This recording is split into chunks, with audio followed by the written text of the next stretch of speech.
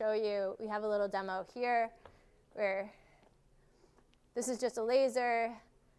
This is an acrylic slab. You can see that this is like a flat surface. So we're going to set it up so that it acts kind of like a mirror. Okay. So.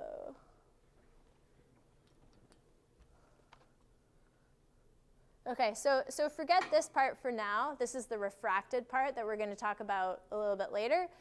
But you can see that this ray here is the reflected ray.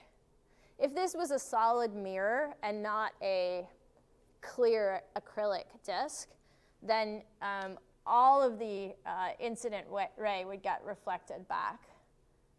Okay, so like if this surface here didn't allow light to pass through it, it just reflected, it was like just a reflective surface, then you would see like all of the incident light reflected back. But I think you can see it well enough, and you can see like if this is the normal here, perpendicular to the surface, the angle between the incident ray is the same as the reflected ray. Okay, so we're going to do more with this in a second.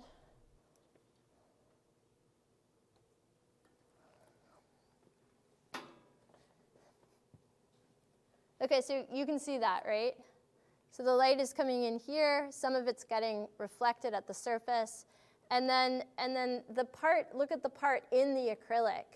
It's bending towards the normal of the surface, right? Okay. So what I want you to do before we keep...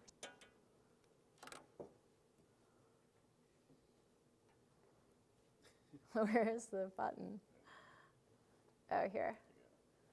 Okay, so you can see like from the acrylic to the air, it's bending, right? So you can see imagine what would happen if it went straight. It would just be like that, but it's bending away from the normal in that situation. Does that make sense? Okay, so hold on. Let me just clip this down because I want to show you one other thing, which is, okay. So let me just change. So here you can see that there is some reflected light here, right? And then there's this light here which is refracted. Okay? Let me show you what happens if I increase the incident angle. Okay, so remember what the incident angle is. The incident angle is the angle between the incident ray and the normal, right? So it's this angle here. Okay, so if I change that angle and I increase it, I would have to move the laser this way.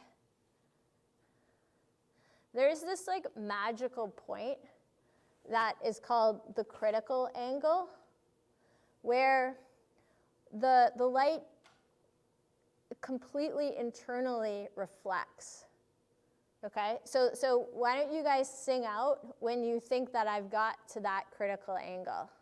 Okay, so let me start here. I'm going to start with a small angle, right? Okay, and I'm going to increase it. Tell me when you think it's happening.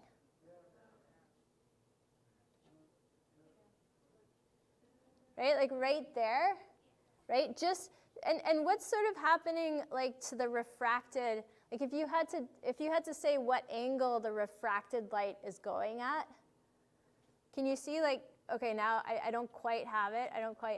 Oh, now I kind of do. Like what's happening to that refracted light?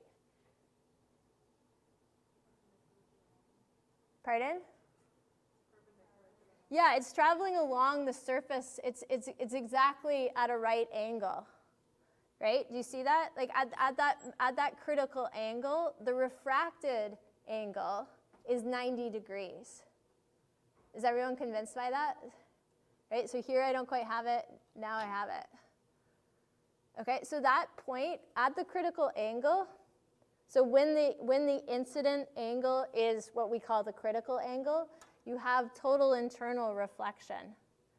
So like it's like the refracted ray is like traveling along the surface, right, i.e. at 90 degrees to the normal. Okay, so let's just look at some of the math associated with that. Because total internal reflection is a really, really important concept in optics. Like there's all sorts of things, like it's how fiber optic cables work, for example. Okay, so I'll show you like some demonstrations. Like this is a demonstration of a fiber optic cable. I'll show you a couple more in a second. Let's just kind of quickly go over what the math looks like.